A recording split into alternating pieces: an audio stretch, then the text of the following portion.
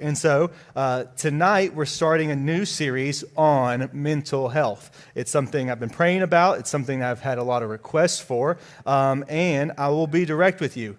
In this series, we're going to talk about some very serious topics that have a lot of people divided, have a lot of people who have a lot of different opinions on it. And before we start, you'll probably hear me say this multiple times every week. I am not a doctor. You're like, Cody, we know. We know you are not a doctor. I'm not a doctor. I'm not going to give you a diagnosis during this series, nor tell you to ignore your parents' or your doctor's plan of care for you. That's not my heart. I have two goals in this series, and the two goals are this. It is one, to give you a holistic approach to taking care of your mental health. And secondly, to show you the Bible does have answers concerning it. So what does it mean to have a holistic approach? When I was in the military, I was deployed one time to a place called Qatar. If you wonder what Qatar is, just walk to the hottest place on earth and you're there. It was like 120 degrees every day. And I remember one time I worked on airplanes, and pilot calls, he's about to take off. He says, my oil pressure indicator is not working. I need you to come change it. And so I said, okay. So I walked out to the plane, and as I was walking up, I saw a bunch of oil just pouring off of the wing onto the concrete. I was like, that ain't good. And so I walk up the ladder, or go up the ladder into the cockpit, and I say, all right, well, let's get to working on this. And he says, I need you to change the indicator. I was like, I don't think it's your indicator, because you got a bunch of oil pouring off your wing out there. He was like, it's my indicator. Just go ahead and change it. I was like, that indicator may be broken, but I know that's not the big problem right now we need to be worrying about, because you're trying to turn those engines on to several hundred degrees when there's oil outside. And why don't we take a holistic approach of just viewing all that's going on with this plane, and if at the end the indicator is needing to be changed, I'll gladly change it for you, but do not turn those engines on, please. And so we can do that when looking at our own health. It doesn't matter if it's mental health, physical health, spiritual health. We'll get focused on one thing and say, this is the problem that's got to be changed, and say, no, pause. Maybe there's multiple things. Maybe that's just an indicator of something that's actually happening in a different part of my life. But I'll say this, even doctors will admit that it's easy to do that even in the practice of medicine. It's easy to do that as a pastor, to not take a holistic approach. But secondly, to show you that the Bible does have answers concerning your mental health, and it has authority in your life. When we say that the Word is authoritative, what that means is that we are to respond to it, and not just over the actions of our body, but also concerning the mind. So I'll show you, this is the series breakdown that we're going to walk through, and different topics that we're going to hit. So tonight we're going to talk about the 5 lies of mental health.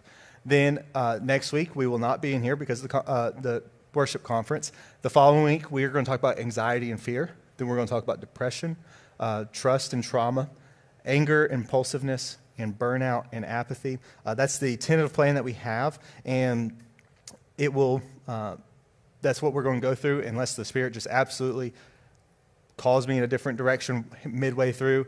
But that's what the topics we will be hitting throughout this series. So with that, I meant to grab it. I'll grab it for you right after this. I'm going to have a little box on stage as well. It's in that closet over there. But I'm going to have a little box on stage that I'm going to encourage y'all, if you have questions about this series or just about the Bible or life in general, there'll be index cards and pens. You will be welcome to write that question and put it in there, and it may get answered in future sermons that I'm going to be talking on, that I know I'm going to address that specific thing, and if so, you'll hear it in the sermon. But if there's something specific that you need wisdom on, you are free to put your name and number. I'm not going to make you, but I can't contact you if you want an answer. Put your name and number on there, and myself or Kelsey will reach out and help talk about that, and it'll be completely just between us. And so, that being said, we're going to get started with the topic of 5 lies of mental health in this series. Are y'all ready? Yes, sir. Well, it's a series that a lot of people have asked for, and I think that's because there's so much confusion about mental health today. And I think there are myths and lies that come from our society that shapes how we view mental health. Here's an interesting fact for especially you seniors who are about to go off to college. The number one most completed class in college universities in America is psychology. The number one most completed class. Everyone takes a psychology class at some point. And let me tell you, just because you take one psychology class does not make you a psychologist. But so many people have gone through this because it's an interesting topic to many. We are, and I say this with love, the most comforted, medicated, and therapy-driven generation of all time, while simultaneously we are the most anxious, depressed, and at times neurotic generation as well. Why is that? Well, I think it's because there's these 5 lies, and these aren't all the lies about mental health. It's not an exhaustive list, but these are 5 big ones that I think that Scripture speak to specifically that we buy into about mental health that feeds our reality. But the first one we're going to talk about is the body, mind, and soul are disconnected. This is what the world will say. The body, mind, and soul are disconnected. It is a lie because they are very much connected. We are really 3 beings in one. You have a body, you have a soul, and you have a mind. You can know this to be true because if you go to a funeral and see a person there in a casket, you will know that the mind and the soul are not there. You can also be a person who is mentally and physically very fit, but spiritually dead. You can also be someone who is spiritually in a great relationship with the Lord and in physically good shape, but mentally going through seasons and battles of despair and depression and things like that. The Bible has a lot to say about mental health and speaks to it. I had to take several counseling classes in seminary, and they are some of the hardest classes you'll ever take. But I'll never forget the illustration that the professor shared the first week of class, and he showed this. He said, this is what the world today is telling people, that if you have a problem with the body, then you need to go see a doctor. And if you have a problem with the heart, you need to go see your therapist. And if you have a problem with the mind, go see your psychiatrist. And then the problem with the soul, well, the pastor is the one who can speak to that. And what they're doing is they're subconsciously dividing these things in our mind, saying that they don't have any overlap or any connection to them in any way, and that's just not true. And the way we know it's not true is because the brokenness of all of these things, the brokenness that causes these things to need repair, to need to be nourished, is the same thing, which is the fall. The fall is why these things are damaged. Genesis 2:17, it says that he's talking to Adam and Eve. The day you eat of that fruit, he says, you shall surely die. Mem vav tav. It's a complete death, utter death. It's not just a spiritual death. It is a physical death, emotional and mental death. There's a disconnection. But here's the beauty of it. While sin damages all 4 areas here, it is the gospel that brings them back into unison. And at the same time, the goal of the gospel is to restore us with God and one day bring us back to how it was in the Garden of Eden before sin entered the world. That's the plan of the gospel. That's the plan of heaven so that we can walk untethered from God like it was before. Now, when we get saved, does that mean immediately our mind is perfect? No. Does it mean immediately that we're not going to die anymore? No, we still experience a physical death, not an eternal one. But there will be a day where it is made perfect. And in the same way that we know that the sin destroys these 4 areas, but the gospel restores these 4 areas, they also play a factor on each other. And for example, God gives commands not just about the soul, but about the mind. He says, think about these things of holiness and goodness and of good repute. He says, be joyful. That's a command. It's one of the most quoted phrases in the Bible, and every time it's said, it's in the form of a command. Be joyful. And we're going to talk more in the next coming weeks about when we go through depression, anxiety, and things like that, how to control the mind, what the Bible actually says about be joyful. Well, because you can say it, doesn't mean you automatically just be joyful. So how does the Bible lay out that we are to be joyful, even if we don't feel like being joyful? And all of these things are a command. He gives commands about the body. There's commands about fasting and not and gluttony and things like that. There's a spiritual element even to the body. There's a spiritual element to the mind and the heart. And even science confirms that there's overlap in these things. Because you can say, hey, I'm struggling with depression. What many physicians will say is, or should and do often ask, how's your exercise? How's your diet? Hey, going for a walk and exercise releases dopamine and other hormones of joy. There's an overlap that physical care can help your mental health. Say, Cody, that's not super spiritual. It is. It all is connected. 1 Timothy 4 says, physical discipline is of some profit, spiritual is of more. He doesn't say it's of no profit. There's still profit in taking care because it all overlaps. We see that sin can even make you sick. We see that in the Old Testament, unrepentant sin, making people physically sick from it. And I'll say this, we also cannot exclude that spiritual warfare can affect these things as well. And we're going to talk about that more in a few weeks and expand on that, what that means. But there's a generation where they would be like, hey, if you have a bad thought or you're a little sad, that's just a demon getting you. And you're like, no, chill with that. Not true. Just because you're having a season of depression or battling anxiety, that does not mean always that you are in spiritual warfare or that you don't have enough faith. That's not the truth. But that doesn't mean it's not outside the realm of possibility. Spiritual warfare is a real thing. Ephesians 6 says this in verse 12. We talked about this when we went through the Real Me series. For our struggle is not against flesh and blood, but against the rulers, against powers, and against the forces of this darkness, against the spiritual forces of wickedness in the heavenly places. So we... there's so much more than just, well, I have a problem of mind, so how do I fix the mind? No. How do we, as a whole, get restored by the gospel in a way of progress? Obedience is paired with our emotions. It may not make every bad thought go away immediately the time you're saved, but the plan of the gospel is to bring us back progressionally and one day fully to the Garden of Eden. So, that's lie number one. Lie number two. Medication is a lack of faith and a fix-all. It's a two-edged statement, and both sides is a lie. Medication is a lack of faith and a fix-all. Now, once again, I'm not a medical professional, but I want to make it very clear, I am also not against them.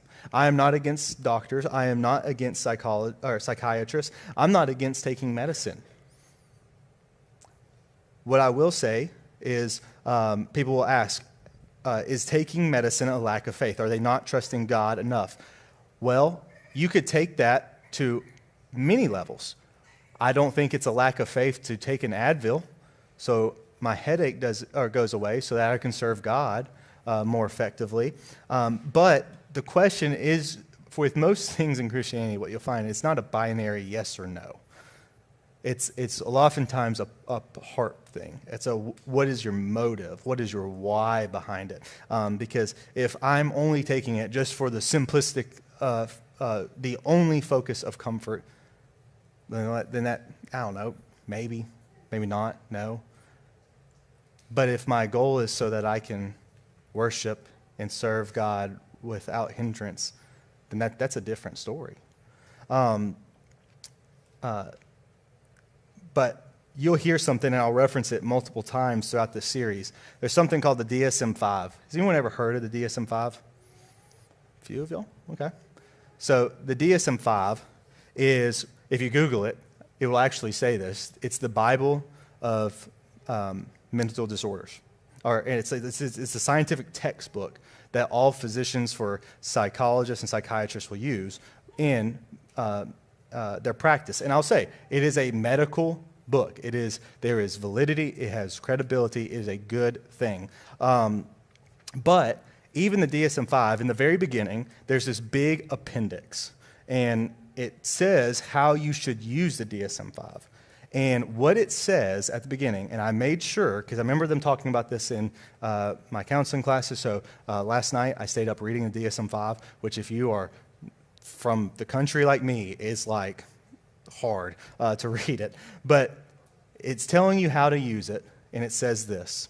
The literature related to diagnosis also serves on the undergrounded speculation of mental disorders and about the functioning of a particular individual. It goes on to say the DSM-5 is to be neutral with respects to theories of etiology of mental disorders. And that word, etiology, is like the origin, what causes them. And so what it's saying is that its primary role is to evaluate the symptoms and diagnose so that you can give treatment. It is not there, and it's meant to be neutral on what causes mental disorder, because that's just the reality. There is, in a secular world, in a medical textbook, they can't claim what causes depression, what causes PTSD. You can have two girls who grow up in the same house with the same parents, both experience a traumatic situation, and one walks away with PTSD and one doesn't. Why is that?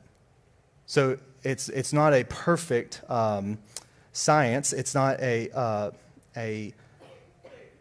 something that has the answers for everything. Now, what I'll say is, though the Bible may not tell you which doctor to see or what to do or what vitamins to take in the morning, the Bible does have the answers to what causes the brokenness of the world. The reason our minds are struggling today is because of the fall, is because of the effects that it has on our world. And we also know that the Bible has the ultimate end answer and hope that we can have in this life, in the next life. So I'll tell you this as well, because I am good at turning wrenches and reading Bible, and that's about it.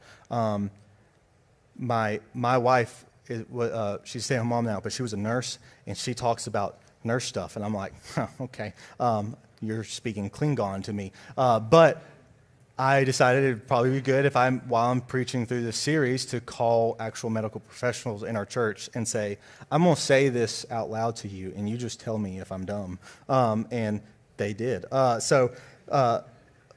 They said, you better word it like this. Get what you're trying to say, word it like this. But I was talking to a doctor in our church yesterday, a man who is a practicing medical doctor, who is also a man of faith that I really respect.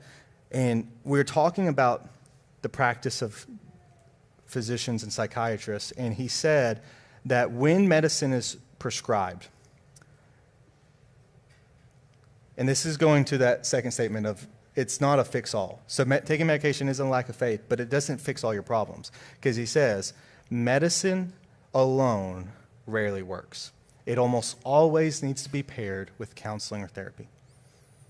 And he said, that's what I would say from a doctoral, like a doctor standpoint, from a believer standpoint, it needs to be discipleship and Christian counseling. And that's true. He says it must be paired with counseling to reach its fullest effects. Biblical counseling and discipleship paired with it.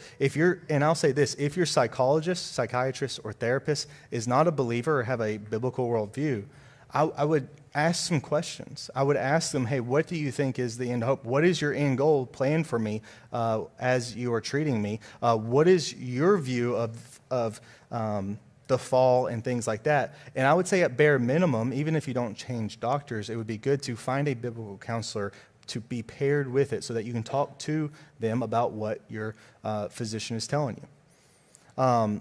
And But we would, in a great world, and this just isn't a reality, that doctors would have a biblical perspective, and many of them do. We have many doctors and we have psychiatrists and people like that in our church who are great men and women of faith. But I've seen the effect of practicing medicine without a biblical worldview. When I was in the military, and if you deploy to certain locations, you have to get a psychiatric evaluation post-deployment. And I was talking to one of them. It wasn't a military one. It was a civilian one, and a personal private practice. And they sat with me for about an hour and a half and told me that I could be diagnosed. Well, she told me to be diagnosed. I was like, don't diagnose me with that, with anxiety disorder and sleep problems. And she prescribed to me, and I didn't take them. Not because I'm against them, not because I'm against anxiety medicine or sleep medicine, but she never once asked me about my spiritual health. She never once asked me about my sleep or physical care, diet. And so I would just say exercise caution. They are smarter than me and many people, but when we talk about mental health, the goal is to have a holistic approach, not just looking at one indicator alone. So remember, the body is complete. And the fix-all in the end is actually Revelation 21, where it says, and he will wipe away every tear from their eyes, and there will no longer be death, no longer be mourning, crying, or pain, for the first things have passed away. And he who sits on the throne, behold, I'm making all things new. This is the fix-all, our hope that one day all this pain in the world will be gone. And he said, write these words down, for they're faithful and true. So the next thing, the next lie, is a diagnosis defines you. And I'll expand on this. A diagnosis defines you. Mental health is something to be ashamed of or consumed by. I will start with this, and every medical professional will agree with me. Please, please, please stop diagnosing yourselves. Y'all joke, because it happens all the time. Someone's like, I'm a little, bipolar, or I'm a little autistic, or I'm a little ADHD. And it's like, have you talked to anyone? Because if you haven't talked to a clinical professional and with your parents and went and seen it, stop saying that. Because it's disrespectful, one, to people who actually are experiencing those, but also it serves you no benefit. And it's not who you are, not just in the sense that, because you may actually have it and you're saying it, you just haven't went and seen a doctor, but it's not who you are as a person. To know where we are as a society, you kind of have to read and go back and look at where we were before. Our parents and grandparents' generation, I know I'm like half a generation ahead of you, but like our parents and grandparents' generation, when it came to mental health, you couldn't go talk to them. It was like, well, you got a demon, brother, and they just would leave you there, or it would be a very shameful thing, like, well, you're just mentally weak, and it was just this place of just loneliness, and it was terrible. And kind of early on, those who are about 5 or 10 years older than me, going into my generation, like mid-90s, that generation really started pushing back against that and fought nobly. And I believe it was a true and good noble fight, that it's not something to be ashamed of to have mental health issues, and that you should speak up and you should seek help. But the problem is we've taken it, like most things, too far in the other direction, where now there are people who are proud of it. And you should never be ashamed of it, but it's not a badge of honor, but that's how many people ask. And today, I feel like with many people, it can be easy to become defined by our diagnosis more than defined by our walk with God. And I know this is true because some of you have told me your diagnosis without me even asking, but you won't give me your phone number when I ask you. And we've been so numb to it where it's like this is a good thing. It's not a bad thing. It's not something to be shameful of, but it's not who you are as an individual. You are, especially if you're born again in Christ, you are a child of God. That is your first identity. You all know the famous passage of Psalms 139, where it opens up, "For you formed my inward parts, and you wove me in my mother's wombs. I give thanks to you, for I'm fearfully and wonderfully made." A lot of times people, because they start quoting there at verse 13, they don't read the verses right before. Right before, it says this, "Even there your hand will lead me, and your right hand will lay hold of me. If I say, surely darkness will overwhelm me, and the light around me will be night, even the darkness is not dark to you, and the night is as bright as the day. Darkness and light are alike to you." He's saying that, or the psalmist is writing about this overwhelming darkness and this light and this contrast that in the world it's very clear. There's a night and there's day, but with God, all things are brought to light. All things are made new. And then he talks about his creation, where he says, "You formed me in inward parts. You wove me in my mother's womb. I give thanks, for I'm fearful and wonderfully made. Wonderful are your works." But go to the very end of the passage, and he says this. Make sure. There. He says this, "Search me, O God, and know my heart. Try me and know my anxious thoughts, and see if there be any hurtful way in me, and lead me in the everlasting way." Notice he doesn't say, "Know who I am as an anxious person." He says, "Try me and know my anxious thoughts." It's something that we battle with in life, the broken world, but it's not who we are as individuals. Which leads me to my next thing, which is lie number 4, that every mental battle is a mental diagnosis. Every mental battle is a diagnosis. That is a lie. Not every time we go through mental difficulty means that there must be a diagnosis to follow. I'll say this. Suffering has benefits. And your comfortability is not always the most important thing in life. Now, listen up. That does not mean if you are seeking help that you stop that. That does not mean that if you feel that taking, or if your doctors and parents have a practice of a plan of care for you that involves medication, that you go dump that in the toilet tonight. Please do not.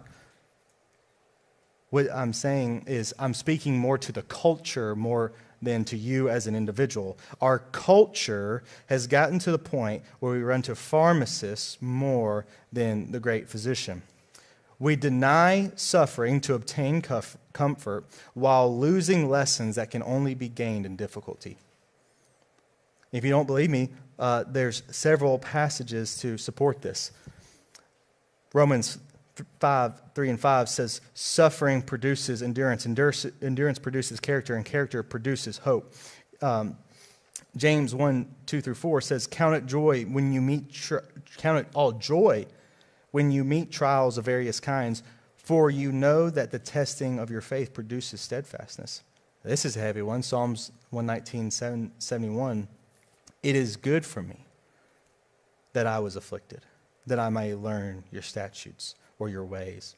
And then 2 Corinthians 4:8-10 says, "We are afflicted in every way, but not crushed, perplexed, but not despairing, persecuted, but not forsaken, struck down, yet not destroyed, always carrying about in the body the dying of Jesus, so that the life of Jesus may be manifested in our bodies." We have to realize that mental health, in some ways, for those who do not, or for all humans, those with and without disorders, should be rhythmic to a degree. You should feel sorrow when you experience mourning. You should, when you lose a loved one, you should mourn. That is not shameful or unnecessary. You should feel happiness when you experience blessings given to you. And let me tell you something. You should be anxious if your boss says, "If you don't get your act together, I'm going to fire you." There is some rhythms to that. And if we avoid and try to make everything go from the extremes down to it where everything's center and there's no ups or downs, then let me tell you, that's when life becomes really gray. But there are things, and please hear me tonight, there are things that people battle that are real and unavoidable, and if they seek help, they are not wrong in doing so. If you do seek help, you keep the first three things that I mentioned in mind. And this is what I would say as a pastor: seek help. So how do you know if it's a mental battle or a mental diagnosis? This is my stance. Seek help if you feel that the things that you're battling will affect your ability to serve God to the fullest in a long-term way, or if you feel your life is going to spiral into danger if you ignore it. But there are things, not all things, but there are many things that can be addressed in mental health through discipleship, through exercise, good sleep, not being on Instagram till 11 p.m. I know that green dot lies on, or tells the truth on so many of y'all. Prayer, fasting, and more, that if done, can help things like depression and anxiety. There are some people who need to seek professional help. There's some of y'all that just need to go for a walk and get off Instagram. Now, you're asking, is that me, or who is that for me, or is that for other people? I would say this is why you need spiritual mentors in your life. You need to have an openness with your parents who can speak into that. And you need to have people who love you and also have medical knowledge, but also a biblical worldview. Speak to a parent, and I'll say this: if you do all these things for a season and there's still no advancement towards health, then seek help regardless. Speak to a parent, a pastor, a mentor, but leads me to my last thing, which is lie number 5, that God does not care about your mental health and you cannot come to God or serve him while broken. One of my favorite passages in Scripture is Jesus caring for Martha and Mary when they're mourning the loss of their brother. And you see the shortest verse in the Bible. Everyone knows it. What is it? Jesus wept. And it wasn't, people theorize why did he wait? I think there's plenty of reasons.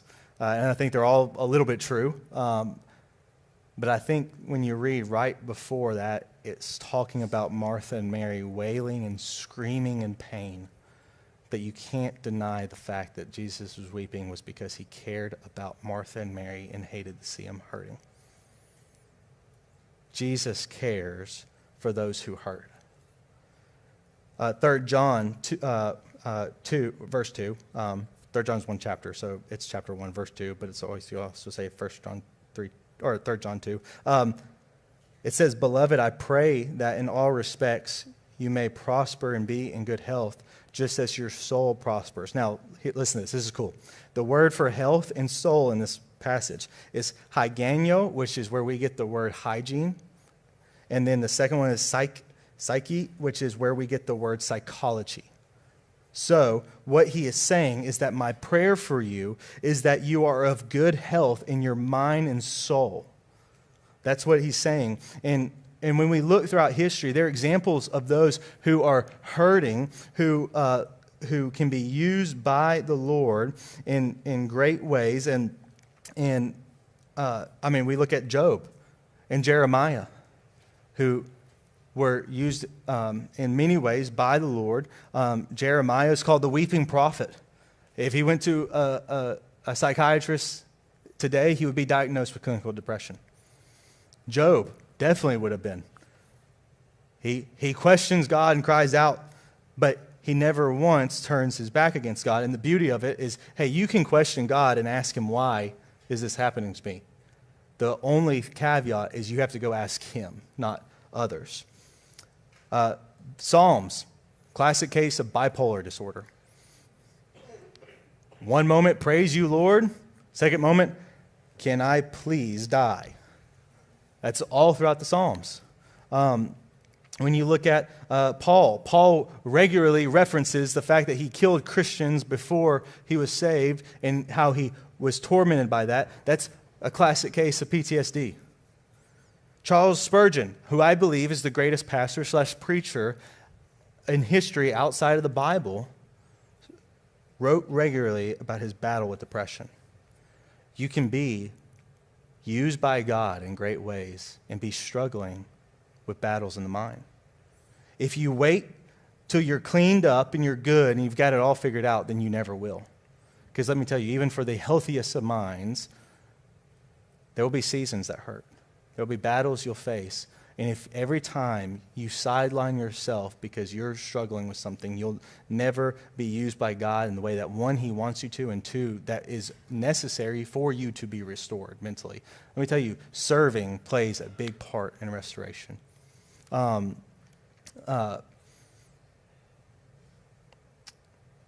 was going to read one more passage. I'm going to do it. Y'all got anywhere to be? No. Nope? Okay, sweet.